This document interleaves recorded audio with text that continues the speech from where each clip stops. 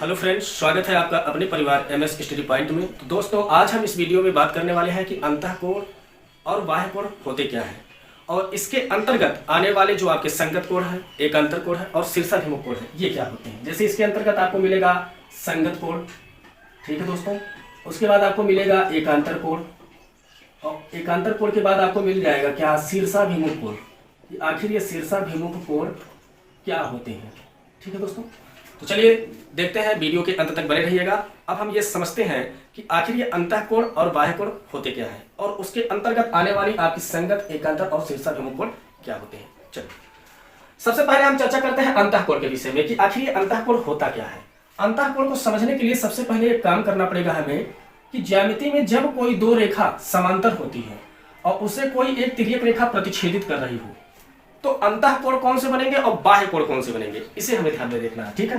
तो दोस्तों, जब दो रेखा समांतर हो और कोई एक तिर्यक रेखा उसे प्रतिच्छेदित कर रहा हो तो जो अंदर के बने कोण होंगे वह अंतःकोण कहलाएंगे और जो बाहर के बने कोण होंगे वो बाह्य कोण कहलाएंगे। मेरी बात समझ में आ गई होगी आप लोगों को। कहने का मतलब ये जो अंदर के कोण बन रहे हैं, ये मान लेते हैं ये कोण 4 है और ये कोण 3 है, ये जो दोनों अंदर के कोण बन रहे हैं ये अंतःकोण कहलाएंगे। और यहाँ पर यदि चर्चा करें, इसे हम मान ले 5 और 6, तो ये भी आपके अंतःकोण ही कहलाएंगे। समझ में आई बात। कहने वाला जो अंदर कोण बना वो अंतःकोण की श्रेणी में आएगा और जो बाहर का कोण बना हुआ है वो बाहर की श्रेणी में आएगा, बाह्य कोण की श्रेणी में। कैसे? अगर हम इसे मान ले कोण 1 और इसे मान ले कोण 2, ये बाहर वाले कोण है, ये बाह्य कोण की श्रेणी में आएंगे। और यहाँ पर यदि हम देख ले कोण 7 और कोण 8, ये भी बाहर के कोण जो है ये भी आपके बाह्य कोण की श्रेणी में आएंगे। तो यहाँ पर इतनी सारी बातें आपको समझ में आई होंगी कि अंदर के कोण अंतःकोण, बाहर के कोण बाह्य कोण कहलाएंगे। तो चलिए देख लेते हैं क्या बनते हैं ये। सबसे पहले हमें अंतःकोण देखना है। अंतःकोण में कौन कौन आ गया आपका? आप देख रहे हैं कि अंतःकोण में कोण 3, 4, 5, 6। क्या? कोण 3, कोण 4 और कोण 5 और कोण 6, ये आपके अंतःकोण हो गए। बाह्य कोण क्या होते हैं? जो बाहर के कोण है, ठीक है। बाह्य कोण में कौन हो गया? बाह्य कोण। बाह्य कोण में आपके हो जाएंगे कौन कौन से? 1, 2, 7, 8। क्या? कोण 1, कोण 2, कोण 7 और कोण 8, ठीक। अंदर वाले अंतःकोण, बाहर वाले बाह्य कोण। इतनी बातें समझ में आई। चलिए अब हम इसके आगे बढ़ते हैं। अब हम चर्चा करते हैं संगत कोण के विषय में। आखिर ये संगत कोण क्या है, ठीक है दोस्तों। तो संगत कोण का मतलब, जैसा कि आप नाम से ही समझ पा रहे हो कि संगत का मतलब जो एक समान हो। एक समान कैसे?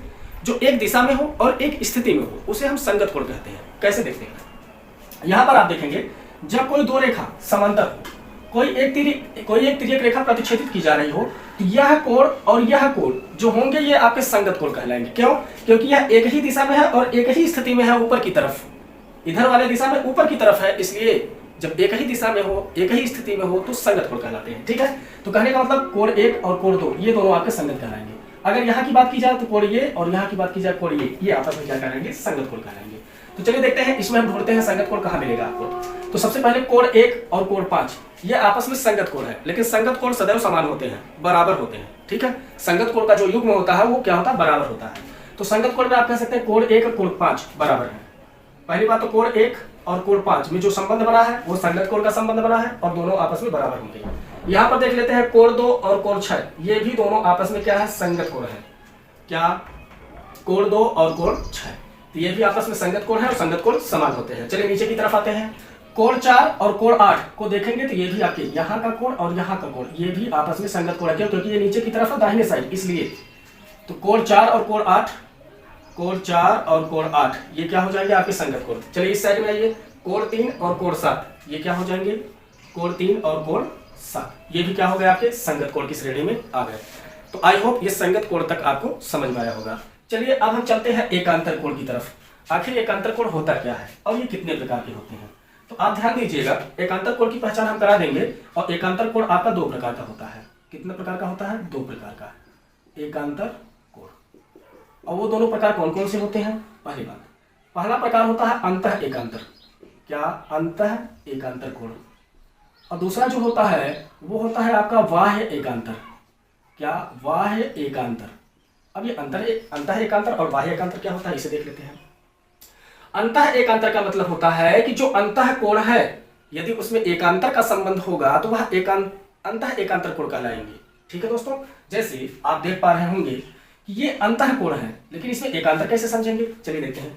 जैसे मान लेते हैं जब कोई दो रेखा समांतर हो और कोई एक तिर्यक रेखा उसे प्रतिच्छेदित कर रहा हो, तो एकांतर कोण कौन से बनेंगे, यह कोण और यह कोण आपके एकांतर कोण कहलाते हैं। समझ जाइएगा, यह कोण और यह कोण आपके कौन से कोण कहलाते हैं, एकांतर कोण कहलाते हैं। ठीक है, और एकांतर कोण सदैव बराबर होते हैं। अगर हम इनकी चर्चा करें, यह कोण और यह कोण क्या होगा, तो ये भी आपके एकांतर कोण ही कहलाएंगे और एकांतर कोण बराबर होता है। चलिए, अगर आप पहचान गए हैं तो इसे ढूंढते हैं एकांतर कोण कौन बन रहा है। सबसे पहले हम अंतः एकांतर पर आ रहे हैं। अंतः एकांतर मतलब अंतः कोण में आ जाओ और एकांतर ढूंढो। अंतः कोण जैसे आप देख लीजिए, यहाँ 3 और 5 ये दोनों आपस में एकांतर है और अंदर के कोण है, अर्थात अंतः कोण है। तो आप कह सकते हैं कोण 3 बराबर कोण 5 के, ये दोनों अंदर के होते हुए एकांतर कोण भी है।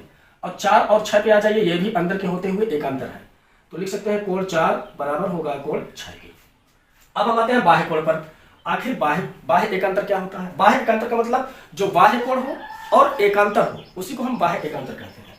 बाह्य कोण में कौन कौन से हैं, 1, 2, 8 और 7। अब इसमें एकांतर कौन बनेगा, तो ये वाला जो कोण बनेगा वह इस कोण के एकांतर हो जाएगा, और यह वाला जो कोण बनेगा वह इस कोण के एकांतर हो जाएगा। तो कहने का मतलब 2 और 8 ये आपके एकांतर के संबंध है। तो आप लिख सकते हैं कोण 2 बराबर कोण 8 के। बराबर क्यों लिखे हैं, क्योंकि एकांतर कोण बराबर होता है इसलिए। ठीक, आगे बढ़ते हैं। ये जो 1 है और ये 7 ये दोनों बाह्य कोण है और एकांतर के संबंध में है, इसलिए कोण 1 बराबर कोण 7 लिख सकते हैं। ठीक है दोस्तों, यहां तक बातें आपको समझ में आई। चलिए, अब हम संगत कोण और एकांतर कोण फाइनल कर चुके हैं। अब हम आगे बढ़ते हैं शीर्षाभिमुख कोण पर कि आखिर ये शीर्षाभिमुख कोण क्या होता है। चलिए इसे भी देख लेते हैं, शीर्षाभिमुख कोण। ठीक, शीर्षाभिमुख कोण।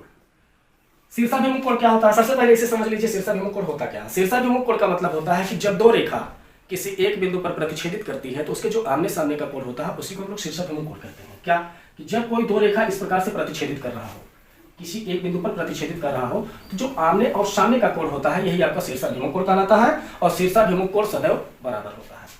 यह कोण और यह कोण भी आपका शीर्षाभिमुख कोण कहलाता है, और ये कोण भी आपस में बराबर होंगे। अगर यहाँ 40 है तो यहाँ भी 40 होगा, यहाँ 75 है तो यहाँ भी 75 हो जाएगा। ठीक, तो इस स्थिति में अब हम इसमें ढूंढते हैं कि आखिर शीर्षाभिमुख कोण कौन कौन से बन सकते हैं। तो आप यहाँ देख रहे हैं कोण 1 और कोण 3 में जो संबंध है वो शीर्षाभिमुख का संबंध है, तो कोण 1 बराबर कोण 3 लिख सकते हैं। ठीक, और 4 और 2 में भी शीर्षाभिमुख है, तो अर्थात कोण 2 और कोण 4 को भी हम क्या लिख सकते हैं, शीर्षाभिमुख कोण। अच्छा, कोण 5 और कोण 7, कोण 5 और कोण 7 ये क्या है, आपस में शीर्षाभिमुख कोण है, ये दोनों कोण आपस में समान होंगे। ठीक है दोस्तों। अच्छा, 6 और 8 में भी वही हाल है, कोण 6 और कोण 8 ये भी क्या हो जाएंगे, आपके शीर्षाभिमुख कोण हो जाएंगे। ठीक, अब आशा करता हूं कि यहां तक आपको समझ में आया होगा। अब इससे जुड़ी हुई 2 पॉइंट आपको जो कि नोट करना पड़ेगा। क्या नोट करना पड़ेगा, नोट पॉइंट ये है पहला वाला कि जो आपके अंतः कोण होते हैं उस अंतः कोणों का जो युग्म का योग होता है, अंतः कोणों के युग्म का योग 180 अंश के बराबर होते हैं। कहने का मतलब कि अगर दो रेखा समांतर है, कोई एक तिर्यक रेखा प्रतिच्छेदित कर रहा है, तो जो अंतः कोणों का योग में ये दोनों का जो जोड़ा है इसका योग यदि आपसे पूछा जाए तो इसका योग 180 अंश के बराबर होता है। अर्थात आप कह सकते हैं कि कोण 4 और कोण 5 का जो योग होगा, कोण 4 और प्लस कोण जो 5 का योग होगा वह कितने अंश के बराबर होगा, 180 अंश के बराबर होगा। कितने अंश के बराबर होगा, 180 अंश के बराबर होगा। ठीक है दोस्तों, यहां तक बातें समझ में आई। या 3 और 6 का योग पूछ लिया जाए, या कोण 3 और कोण 6 का योग पूछ लिया जाए, तो इन अंतः कोणों का योग कितना हो जाएगा, 180 अंश के ही बराबर होगा। अच्छा, दूसरी बात कर लिया जाए कि यदि दूसरा पॉइंट जो है, दूसरा पॉइंट ये बनने वाला है, यदि दो रेखा समांतर है, कोई एक तिर्यक रेखा प्रतिच्छेदित कर रहा है, तो जो अंतः कोणों का संधिभाजक होगा, जो अंतः कोणों का संधिभाजक होगा, तो संधिभाजक जिस बिंदु पर मिलेगा इस बिंदु पर आपका 90 अंश का कोण बनेगा। कितने अंश का कोण बनेगा, 90 अंश का। कहने का मतलब अंतः कोणों का जो संधिभाजक होता है वह 90 अंश का कोण बनाता है। यहां तक बातें समझ में आ गई। चलिए, अब इसी के साथ हम कुछ सवाल पर चर्चा कर लेते हैं। इन सवालों से हमें काफी कुछ समझ में आ जाएगा। ठीक है दोस्तों, जैसे कोई एक हम सवाल लेते हैं क्वेश्चन, और इस क्वेश्चन में हमने एक चित्र बना दिया। ये कोई दो समांतर रेखा है, चलिए यहाँ पर ही क्वेश्चन बना लेते हैं। ठीक है, यहीं पर हम क्वेश्चन बना लेते हैं इसी चित्र से, और यहाँ पर रहेगा तो आपको समझने में काफी मददगार साबित होगा। ठीक है दोस्तों, जैसे अगर हम यहाँ पर मान ले कोण 45 अंश है, ठीक, तो बाकी सारे कोण बताइए हमें। अगर यहाँ कोण 45 अंश दे दिया और बाकी हमें सारे कोण बताने हैं तो कैसे बताएंगे हम, सोचिए। चलिए देखते हैं कैसे। अगर यहाँ 45 अंश है तो हमने कहा था आमने सामने का कोण शीर्षाभिमुख कोण होता है वो समान होता है। तो अगर यहाँ 45 अंश है तो यहाँ भी 45 अंश हो जाएगा। क्यों? शीर्षाभिमुख कोण के कारण। समझते चलिए। और अगर यहाँ 45 अंश हो गया और यहाँ का अगर हम कोण आपसे पूछना चाहें तो सोचिए, जब कोई एक रेखा पर इस प्रकार से कोई तिर्यक रेखा है, अगर यहाँ पर आपका 45 अंश है तो ये कोण कितने अंश का होगा? तो आप जानते हो ये पूरा कोण 180 अंश का होता है। तो 180 अंश के कोण में ये 45 अंश है तो यहाँ पर कितना बच जाएगा? तो आप बताएंगे 135। क्यों?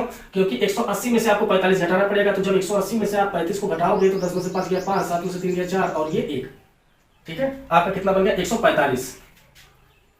नहीं 145 नहीं, 7 में से यहाँ 45 होना चाहिए, यहाँ 3 बचेगा आपका। कितना बन गया? 135। तो जब यहाँ 45 है तो यहाँ कितना हो जाएगा? 135 हो जाएगा। क्यों? क्योंकि ये जो पूरा कोण है एक रेखा पर ये आपका 180 अंश होता है और इस 180 अंश में अगर इतना 45 है इतना 135 हो जाएगा। अब बड़ी बात ये है कि अगर ये 135 अंश है तो ये भी 135 अंश हो जाएगा। क्यों? क्योंकि ये दोनों आपस में शीर्षाभिमुख कोण है, इस कारण से। अच्छा, अगर यह 135 अंश है तो ये भी 135 अंश हो जाएगा। क्यों? क्योंकि ये दोनों आपस में संगत कोण है, हमने आपको बताया था। तो ये 135 तो ये भी 135 हो जाएगा। अब ये 45 अंश है तो ये भी 45 अंश हो जाएगा, शीर्षाभिमुख कोण है। अगर ये 135 है तो ये भी 135 हो जाएगा और ये 45 अंश है तो ये भी 45 अंश हो जाएगा। एक दूसरे से शीर्षाभिमुख, एकांतर और संगत को जोड़कर और समझकर चलेंगे तो यदि आपका एक कोण दे दिया तो आप सारे कोण ज्ञात कर सकते हैं। ठीक है दोस्तों, चलिए यहीं पर जुड़ी हुई कुछ दो बातें और। अगर आपसे पूछ लिया जाए कि अंतःकोण कौन कौन से हैं तो 45, 135, 45, 135 ये अंतःकोण हो जाएंगे। और यदि आपसे पूछ लिया बाह्य कोण कौन है तो ये बाहर के कोण हो जाएंगे। आप इतना बता सकते हैं। अच्छा, अगर आपसे यह कोण देकर यह पूछ लिया गया कि इसके अंतःकोणों का संधिभाजक कोण बताइए, तो अंतःकोणों का जो संधिभाजक बिंदु होगा इस पे जो कोण बनेगा ये सदैव 90 अंश बनेगा। आपको सोचने की जरूरत नहीं है। ठीक है। अच्छा, हमने कहा था कि अंतःकोणों के युग्म का योग 180 अंश के बराबर होता है। तो जरा इन दोनों कोणों का योग कीजिए, क्या 180 अंश के बराबर होता है? अरे भाई हमने यही तो बताया, कोण 4 कोण 5 मतलब कोण ये बराबर 180 अंश होता है। तो 45 और 135 अगर आप जोड़ेंगे तो आपको 180 प्राप्त हो जाएगा। तो आई होप ये वीडियो आपको समझ में आया होगा। इस अंतःकोण, बाह्य कोण, संगत, एकांतर और शीर्षाभिमुख कोण में जितना आपको पढ़ाया गया वो सारा कुछ चीज हम लोगों ने पढ़ लिया और एक सवाल के माध्यम से हमने इसे अच्छे से देख भी लिया। तो आशा करता हूं ये वीडियो आपको समझ में आया होगा। यदि नहीं आता तो वीडियो को एक बार दो बार और देखिएगा। और हाँ, आपको क्या नहीं समझ में आया कमेंट जरूर कीजिएगा। चलिए इन्हीं सब बातों के साथ धन्यवाद।